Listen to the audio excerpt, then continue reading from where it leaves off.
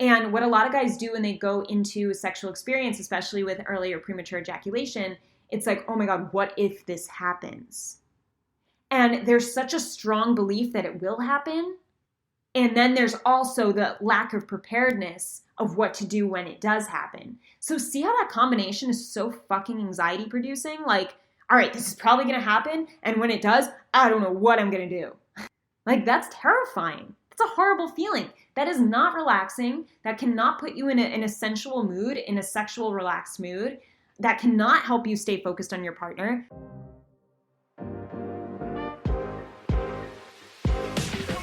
Welcome to What I Love About Sex, where some incredible guests and I, Steph Kanowski, will be bringing you the tools for improving your sex life with topics such as sex issues with your partner, sexual self-confidence, premature ejaculation, sexual shame, masturbation, sharing your fetishes, orgasmic pleasure, and more. Sex is still so taboo, and I personally believe that by improving our understanding and communication skills around sex, we can enhance our own self-pleasure as well as deepening our long-term romantic relationships. So listen in, try to stay open-minded, and let's get started.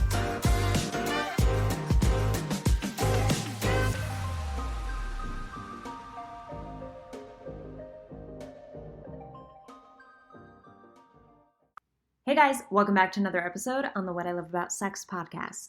Today's topic is a highly requested one, and it is the reason why I created my OSPA course. OSPA stands for Overcoming Sexual Performance Anxiety. So if you're a man listening to this episode right now and you struggle with premature or early ejaculation, delayed ejaculation, you have trouble orgasming or ejaculating at all, then this is a course that can really help you identify where you need to put your headspace in order to get the sexual results you are looking for, and also how to retrain your body to relax more sexually. All right, because that's the problem with the majority of these psychologically induced problems related to performance anxiety, right? I mean, performance anxiety is psychologically induced because there's a fear, right? A mental fear around your performance. And you have to understand it and, in a sense, accept it. Not necessarily, that doesn't mean you have to continue it, but you have to accept where you're at and why you're there. And then you have to work with your body to overcome what's going on so that you can get a new result. So, in simpler words, what I want to do is explain this episode in not three steps, but just explain three things that can help you last longer when it comes to this psychological factor of sexual performance anxiety. So, I always do three things, right? Steph and her three things. Number one is self-awareness. And number two is retraining your body. Number three is feeling prepared to handle whatever happens. So let's dive into each of these a little bit, and I dive in further in the OSPA course, so you can check that out in the description. But we're going to touch on each of these because they're really important and they can pertain to every single one of you listening to this, whether you want to last longer or not. So self-awareness in this case, I want you to relate to the thoughts in your head. Awareness of your current thought patterns when it comes to sex. If you're dealing with a sex challenge, and even if you're not dealing with a sex challenge, or maybe you used to deal with a sex challenge, one of these that I mentioned, and you no longer do, I want you to be aware of where your mindset is during sex. When you initiate sex, during the foreplay, during intercourse, right after, what are the thoughts going on in your head?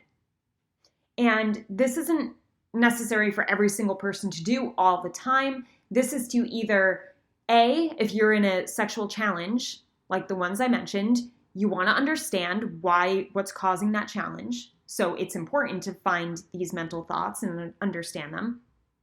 And B, if you are in a good place sexually or you've overcame a challenge, it's good to once in a while do just get clear on the thoughts in your head, because then you know when you're in a good place, that then you know what's working for you, so that if you ever do fall into a challenge again in the future, because as we know, our bodies change, our hormones change, your dick performance will change, your partners will change, probably, maybe, not always.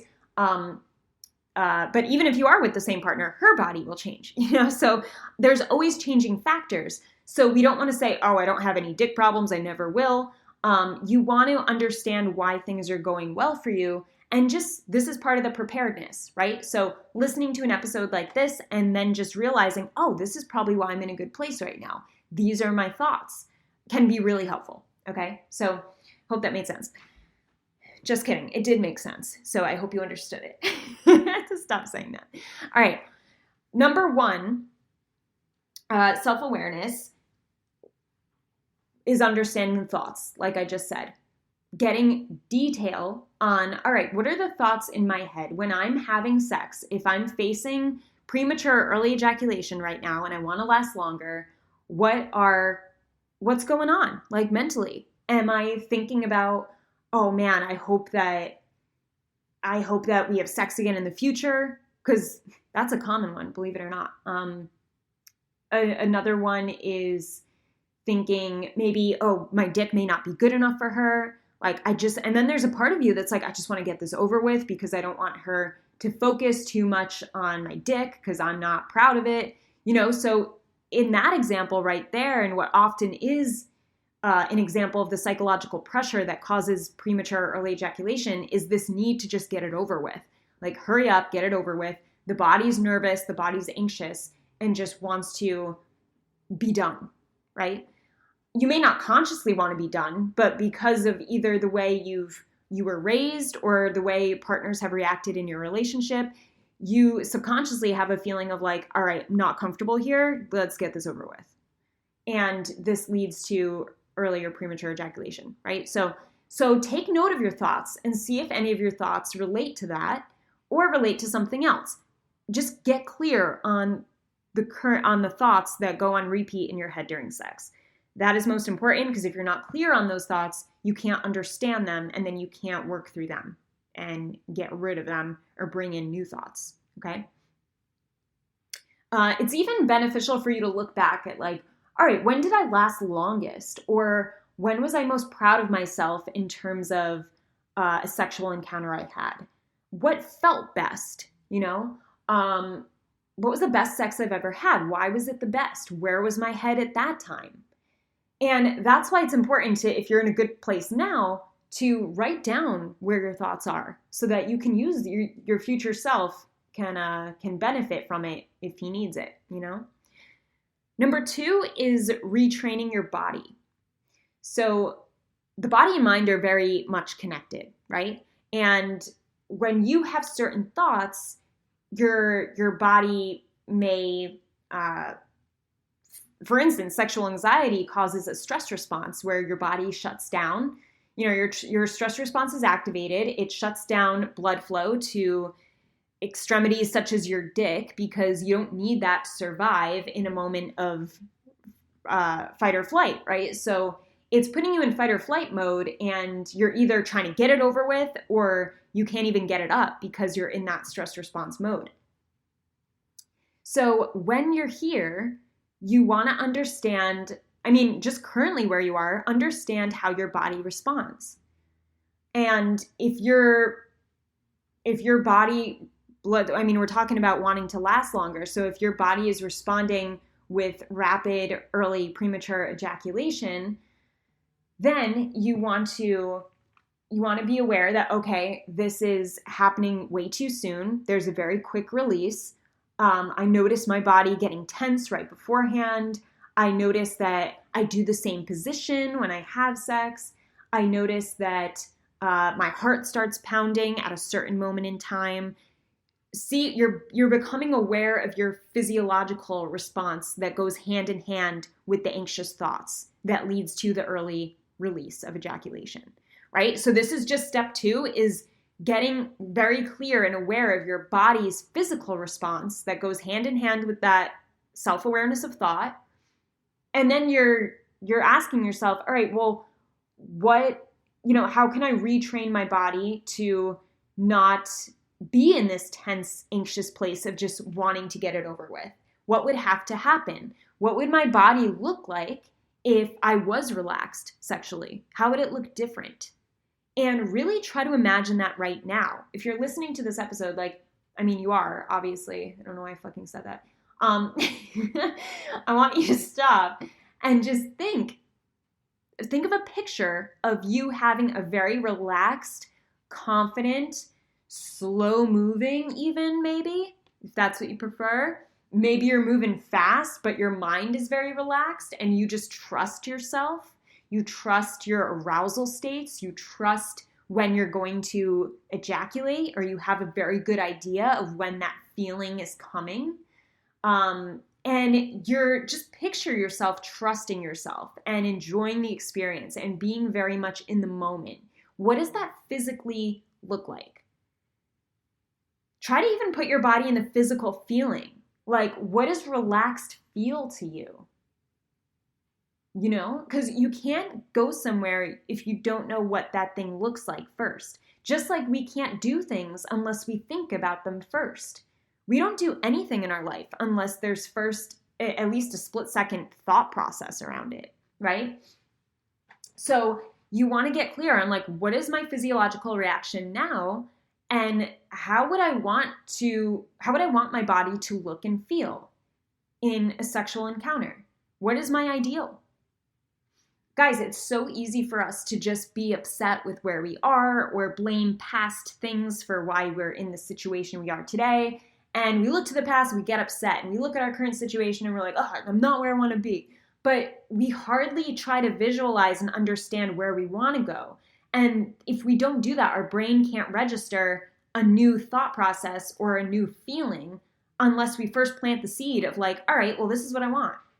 You know, just like how much more likely are you to reach a goal by just writing it down? I think it's like fucking 90% or something crazy.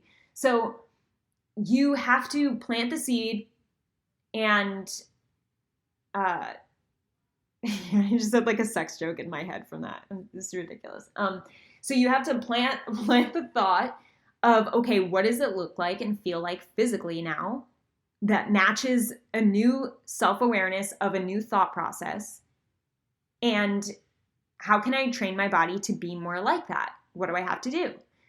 And I actually give 2 exercises in OSPA to help you train yourself to slow down and to be more present and to train your dick to be in the place where you want it to be. And it is a physical practice. It is also a mental practice. That's why number 1 is self-awareness. It's about the thought. It's about where am I in my head. Number 2 is about the body. How is my body responding? We are in control of both of these. Don't feel like you can't control your thoughts, and don't feel like you can't control your body, because you can.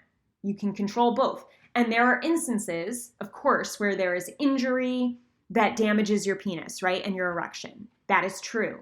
There are times when you have very high blood pressure. That is another thing that maybe you can't control in the moment, right? That is true. That is the truth. So there are things like that where I tell guys, go see a doctor to rule out the immediate physical concerns that may be leading to erectile or ejaculation issues that you're struggling with. All right. Medication is another huge one. Medication, obesity.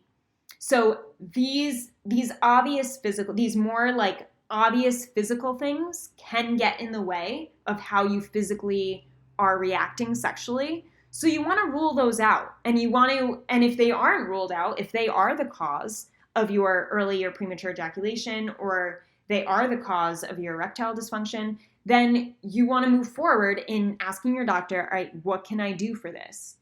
And maybe even what I would recommend is doing it going a route besides medication, because a lot of medications can make the problem worse, but some do help. So just be very mindful of that. So number 1, self-awareness. Number 2, retraining your body by understanding what it looks like, right, and feels like. And number 3 is feeling prepared to handle whatever happens. So when you are prepared, you gain confidence. When you gain confidence, you gain relaxation as a feeling. All right, think about it. When you're about to make a speech, if you know what the hell you're talking about, you're much less nervous and anxious than you would be if you were to walk up and they were just to throw a topic at you, right? Like when you have that confidence, you feel like, all right, I got this. I'm prepared. I'm relaxed.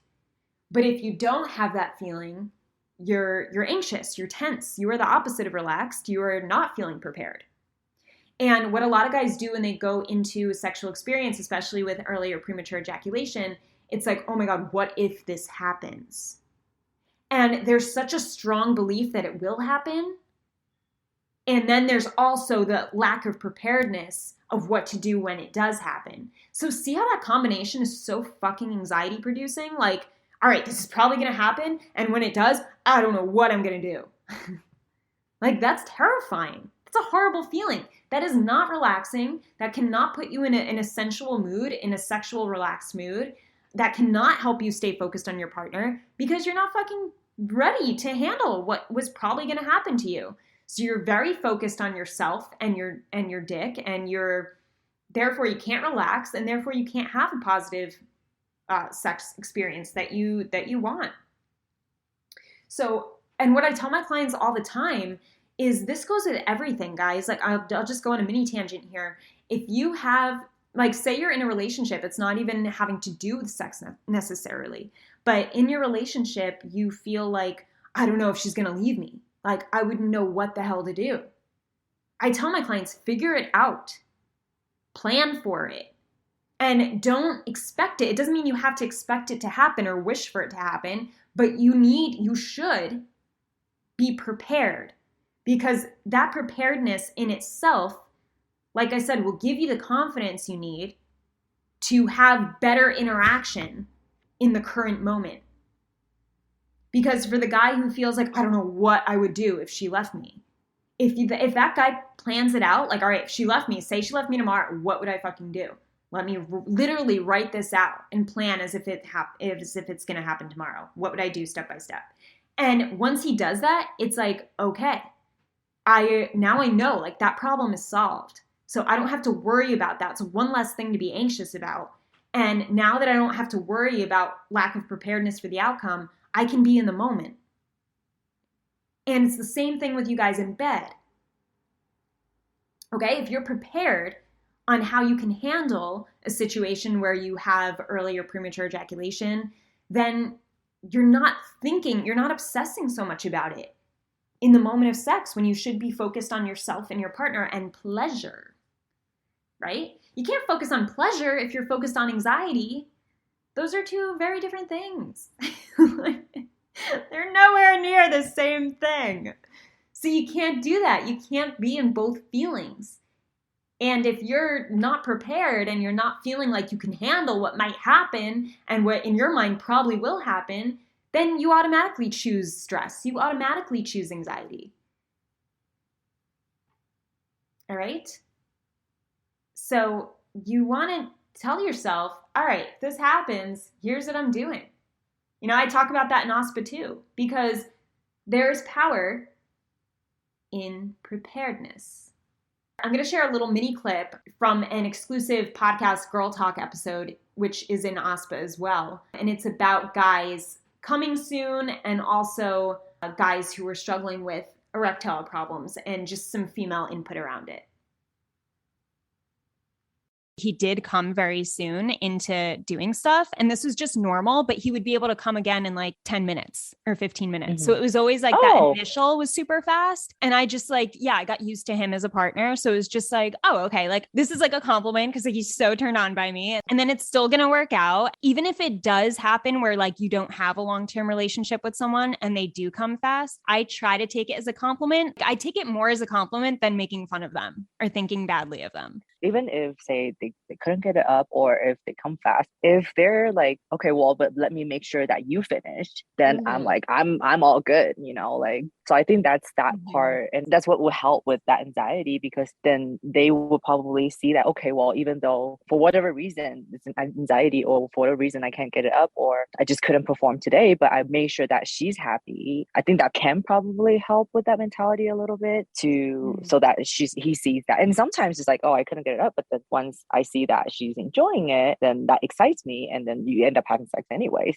I feel like that could be good to a certain extent, because I had a sexual relationship with someone who was having difficulties, and then it turned into like, oh, well, I just want to make sure you're satisfied. And he did. And that was great. But after a while, it was like, wait, but I want you to be satisfied too. It's not really okay with me for you to just ignore like what's going on with you, because I also want you to get pleasure out of this. So that kind of frustrated me after a while, but I really appreciated his intention of like, I just want to make sure you're satisfied, but at the expense of him, I wasn't so, And also it's like, at what stage of your relationship is it like a one-time thing, or is it something that's happening consistently? Maybe I don't really know much about the subject in particular, but I feel like that could make a difference in like how you communicate about that too. Yeah, totally.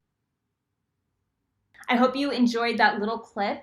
I know you guys love the girl talk stuff, so I think it's powerful too, because it gives you a better idea of what's going on in most women's heads. And we're really not like, oh my God, he came too soon, like blah, blah, judge. And if a woman is judging versus caring or feeling concerned, you don't want to be having sex with her. That's just more, what's the word? Like validation that she's just not the right partner for you. And every guy at some point in time doesn't last as long as he wants to. Okay? Like it's very normal. It is the main sexual concern among men. Like it is number one. So it's okay, but try to understand why it's there, and try to understand where you want to be, and be prepared for the worst case scenario. All right? That doesn't mean focus and obsess over the worst case scenario. This actually helps you to not focus and obsess over the worst case scenario when you're prepared for it, because then it's not that constant question of like, what if this happens? What if this happens? Let's get rid of the what ifs. Let's relax your body. Anyway, for more information on OSPA, like I said, go to the description in this podcast episode.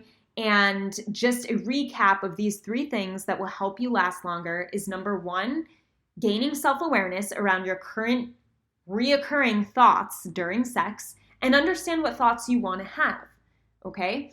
Number 2, retrain your body physically. So that is either going to the doctor and ruling out the main physical. If you've done that already, then you're understanding this is straight psychological, and you are understanding where your body's at now, tense-wise, anxiety-wise, and what it looks and feels like to be where you want it to be. Number 3 is be prepared to handle whatever happens. Next time you do come very quickly, you don't last as long as you'd like to, how are you going to react to that? What's going to happen? What will you say? What will you do? Come up with one strategy so that you can feel prepared and stop obsessing over the what if, because the what ifs, shoulda, coulda, wouldas, never help us. They fuck us over. Sound to do that. All right, guys, that is it for today's episode. Have an amazing morning, evening, or night, wherever you are in the world. I hope this episode helped you. If it did, I would love for you to leave me an iTunes review. It would mean the world to me. You can also screenshot your favorite episodes and tag me on Instagram @StephGanowski. And before I go, remember, your sex life is as good as you make it out to be. Until next time.